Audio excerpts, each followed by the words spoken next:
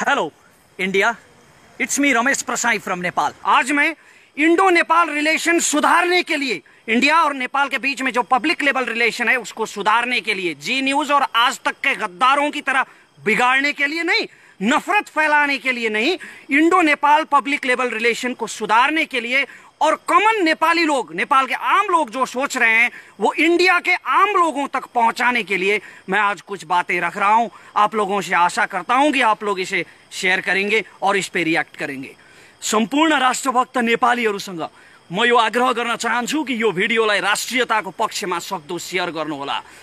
घरिघरि हिन्दीमा यो किन बोल्छ भन्ने पनि तपाईलाई लागेको होला, तर नेपालमा धेरैलाई थाहा छ नेपालमा काग सम्मेलन गर्ने चलन छ। काग सम्मेलन गर्दाखेरि कागले राई, लिम्बू, तामाङ, नेपाली अथवा संस्कृत भाषामा बोलाउँदा बुझ्दैन, कहाँ नै गर्नुपर्छ।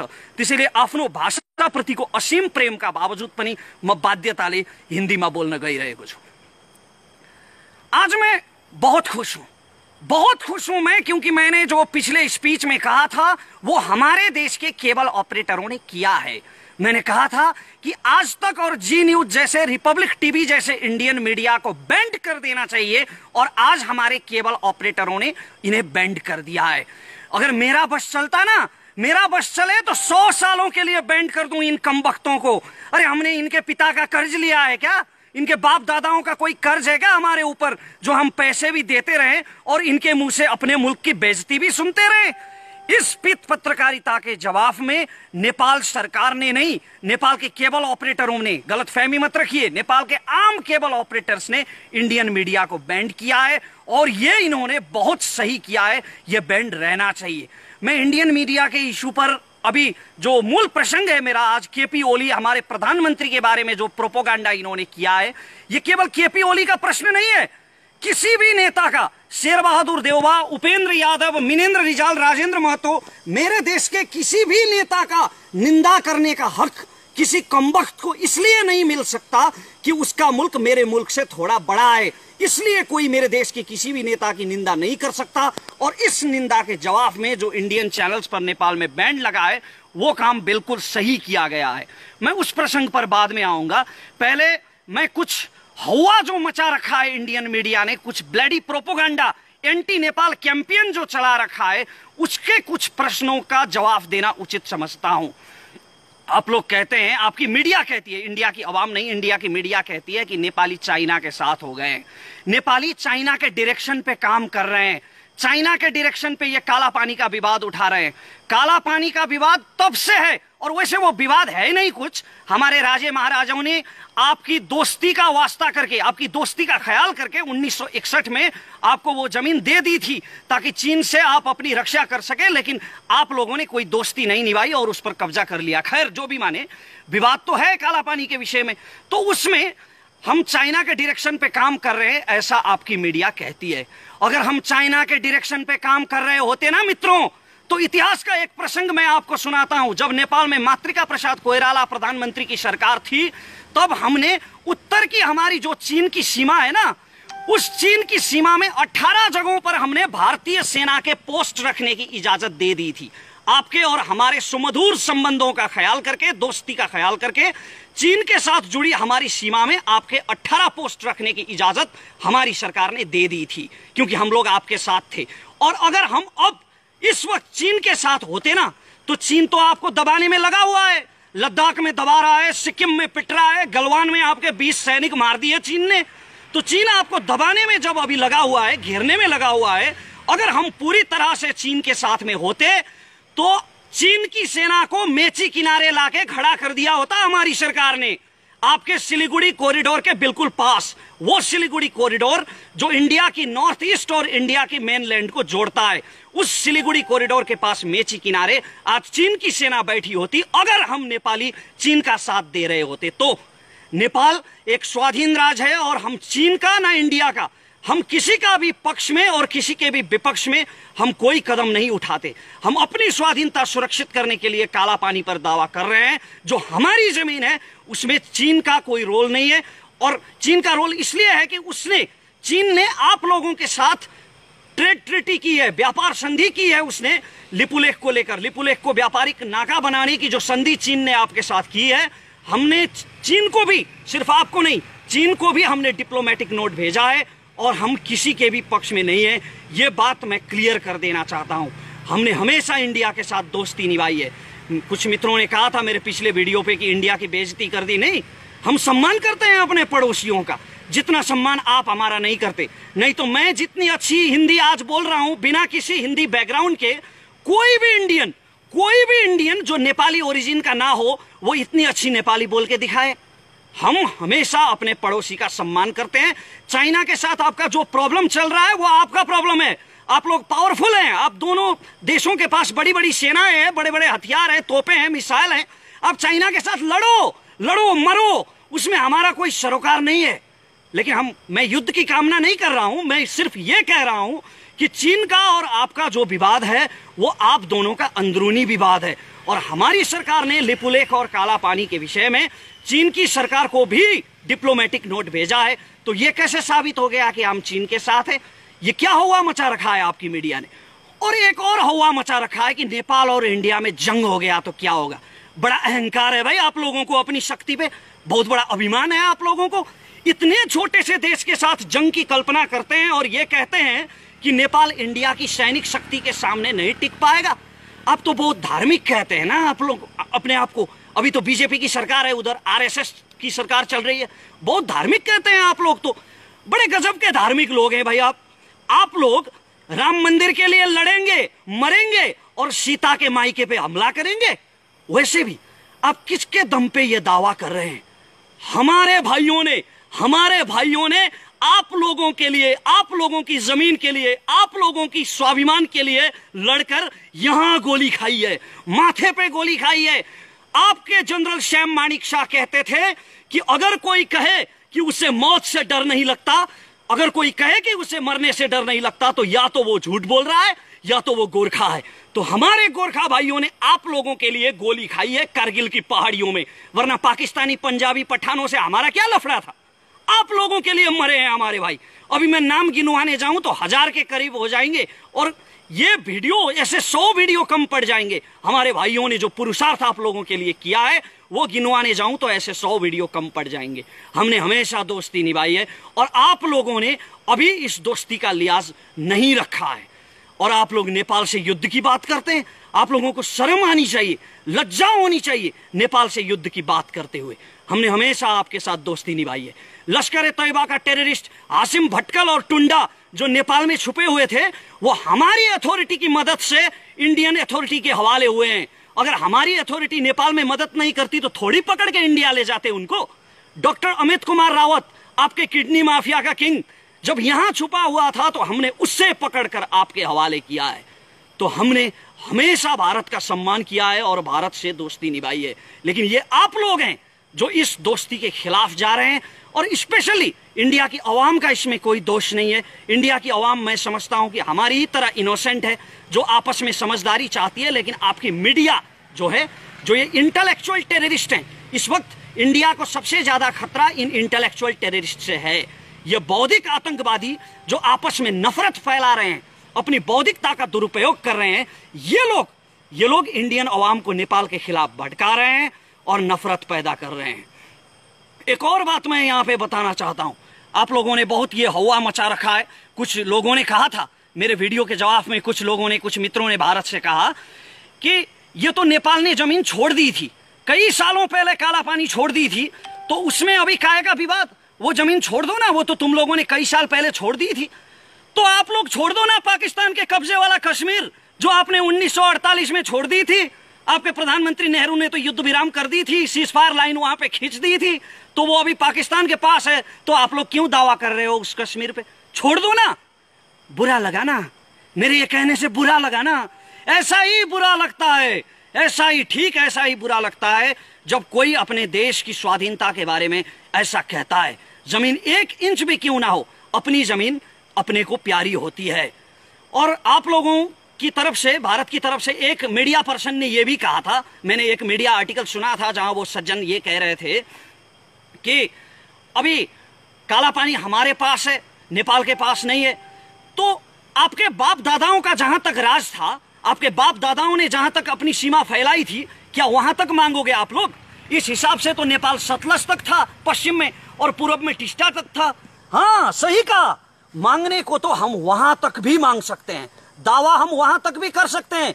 ये मैं कोई अर्नब गोस्वामी की तरह हवा में नहीं चिल्ला रहा हूं, पागलपन के दौरे नहीं पड़ रहे हैं मुझे, हिस्टोरिकल फैक्ट की बात करता हूं। 1950 में जब नेपाल भारत मैत्री संधि हुई थी तो उस मैत्री संधि में यह कहा गया था कि सुगौली संधि खारिज हो चुकी है और ब्रिटिश सरकार से हुई सारे समझौते खारिज हो चुके हैं। तो इस हिसाब से अगर सुगौली संधि खारिज हो गई तो टिस्टा से सतलज तक की जमीन तो हमारी हुई ना। अगर आप लोग सुगौली संधि मानते हैं तो सुगौली संधि के नक्शे में लिखा है, उसके डिस्क्रिप्शन में लिखा है कि काली नदी का ओरिजिन जो है वो लिम्पियाधुरा है। वो ब्रिटिश के नक्शों में लिखा है, कई नक्शों में लिखा है, और इतना भी दूर जाने की जरूरत नहीं है। अभी तो बीजेपी की सरकार है ना वहां, आरएसएस के कार्यकर्ता तो बस स्कंद पुराण उठा के देख लें। स्कंद पुराण के मानस खंड के 9वें, 10वें और 11वें श्लोक में महाकाली नदी का वर्णन किया गया है और उसमें यह लिखा गया है कि लिपुलेख पर्वत से पश्चिम का भाग जो है लिम्पियाधुरा वो काली नदी का ओरिजिन है। तो या तो आप लोग सुगौली संधि को मानेंगे और लिपुलेख या तो आप लोग सुगौली संधि को मानेंगे और लिम्पियाधुरा काली नदी का ओरिजिन होगा, या तो आप सुगौली संधि को नहीं मानेंगे। अगर खारिज मानेंगे तो फिर टिस्टा से सतलज तक हमारा है। और अब मैं मूल प्रसंग पर आता हूं, जो हमारे प्रधानमंत्री के बारे में अभी प्रोपोगंडा चला रखा है आपकी मीडिया ने। अरे कौन कमबख्त गया भाई बालुआटार? जी न्यूज का कौन सा कमबख्त पत्रकार गया बालुआटार और उसने सुन लिया वो कन्वर्सेशन जो प्रधानमंत्री और चीन के राजदूत हो यांकी के बीच में हुआ था? किसने सुना वो कन्वर्सेशन और किसने रिकॉर्ड किया?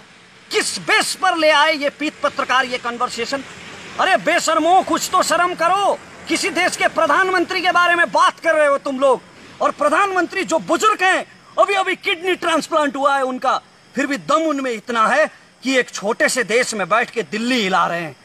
तो प्रधानमंत्री के बारे में ऐसे निराधार बात, ऐसे निराधार प्रोपोगंडा किस बेस पर फैलाए गए? किस कमबख्त ने वहां पे सुना और किसने रिकॉर्ड किया? ये कुछ नहीं, बस जी न्यूज ने कहा और हो गया। तो ऐसे जो इंडियन मीडिया ने ये प्रोपोगंडा फैला रखा है, इन्होंने जो ये फेक न्यूज फैला रखे हैं, इसमें इंडियन मीडिया का ही नहीं, इंडियन गवर्नमेंट का भी दोष है। अरे लॉ एंड ऑर्डर नाम की कोई चीज है कि नहीं आप लोगों के यहाँ? आप लोग तो बहुत बड़ी बड़ी बातें करते हैं कि भारत दुनिया का सबसे बड़ा लोकतंत्र है। तो लोकतंत्र में लीगलिटी नाम की भी कोई चीज होती है, लोकतंत्र में कानून नाम की भी कोई चीज होती है। और अगर भारत सरकार सच में नेपाल से दोस्ती बढ़ाना चाहता है, सच में नेपाल से बिगड़े हुए संबंधों को सुमधुर करना चाहता है, तो भारत सरकार को यह चाहिए कि जी न्यूज को तुरंत ब्लैकलिस्टेड करें। जी न्यूज और इससे जुड़े जितने भी मीडिया हैं उनके ऊपर भारत सरकार को कानूनी कार्रवाई करनी चाहिए। अगर यह किया गया तो एक उदाहरण होगा और नेपाल के लोगों के मन में जो भारत के प्रति जो अविश्वास खटक रहा है, वो अविश्वास कुछ हद तक उसका समाधान निकल पाएगा।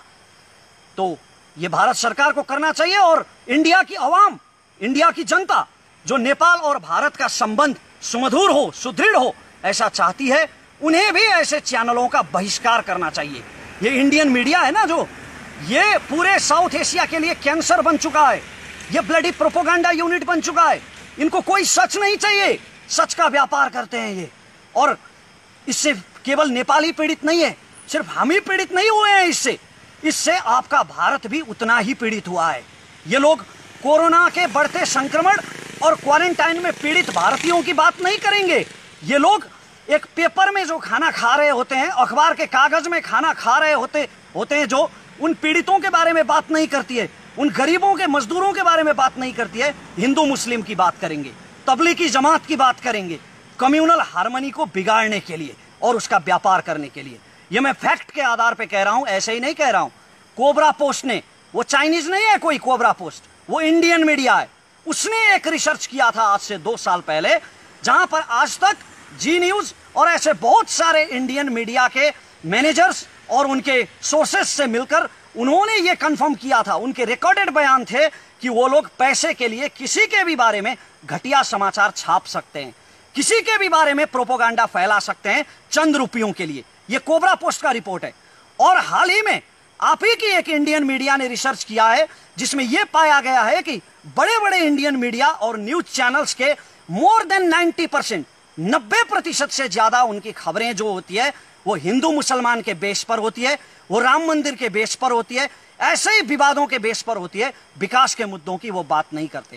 खैर, ये भारत का अंदरूनी मामला है, लेकिन नेपाल भारत का ये जो संबंध अभी इतना ज्यादा नफरत फैला है, इस नफरत के चलते इंडियन मीडिया को बैंड करने का ये डिसीजन ये बहुत सही लिया गया है।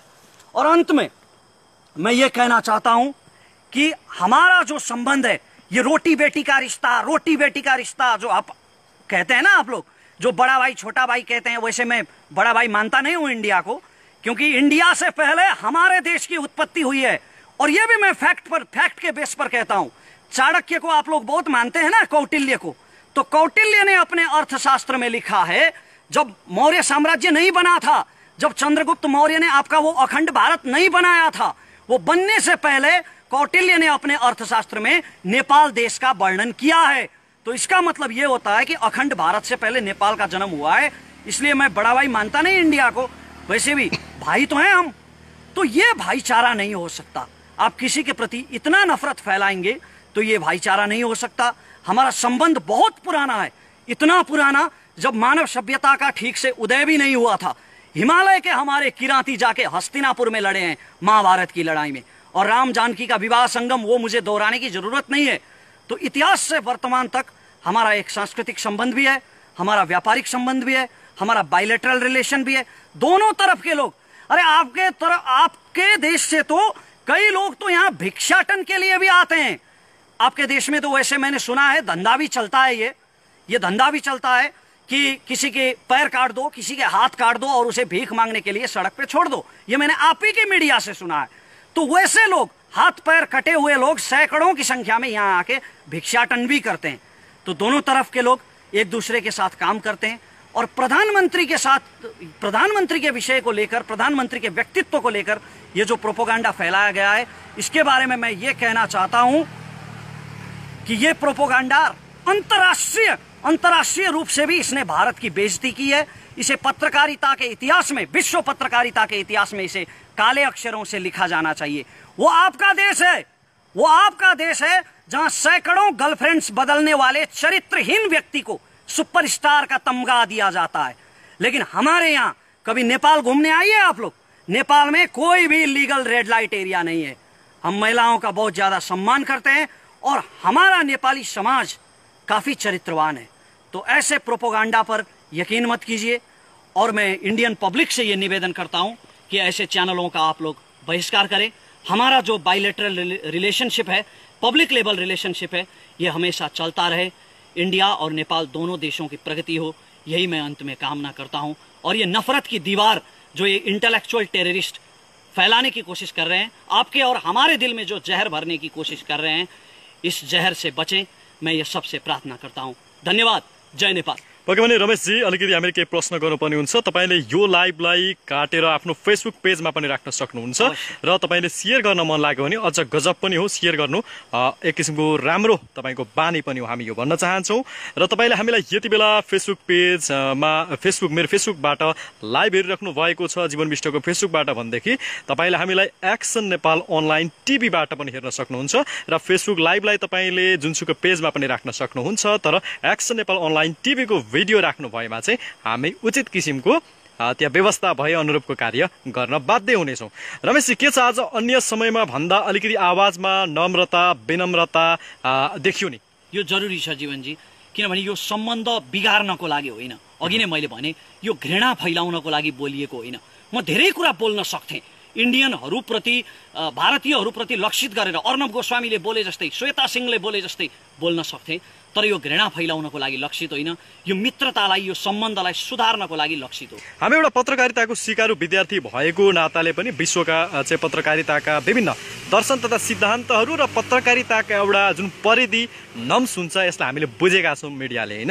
एउटा मिडियाको नम्सहरू बुझेका छौँ। तर भारतमा जुन एक किसिमको यो नाङ्गो चरित्र देखियो, यसलाई विश्वले कसरी बुझेको छ जस्तो लाग्छ? मैले अघि पनि भने, यो विश्वको पत्रकारिताको इतिहासमा यो घटना कालो अक्षरले लेखिनुपर्छ र इतिहासले यसको मूल्याङ्कन गर्नुपर्छ। यो पित पत्रकारिता हो। तर भारतकै बौद्धिक जगतले पनि भारतको यो पत्रकारितालाई त गोदी मिडिया, यानि कि सत्ता र शक्तिको पावर वरिपरि घुम्ने एउटा चाहिँ पत्रकारिताको रूपमा बुझ्छ नि? पक्कै पनि र यो स्वाभाविक पनि हो। किनभने भारतीय मिडियामा कहिल्यै पनि कहिले पनि सत्ताको विरोध गरिँदैन अधिकांश मिडियाहरूमा, र भारतीय मिडियाले समाजमा चाहिँ हार्मोनी बिगार्ने खालको साम्प्रदायिकतालाई प्रोत्साहन गर्ने खालका खबरहरू बारम्बार प्रसारण गरिरहन्छन्। यी गोदी मिडिया नै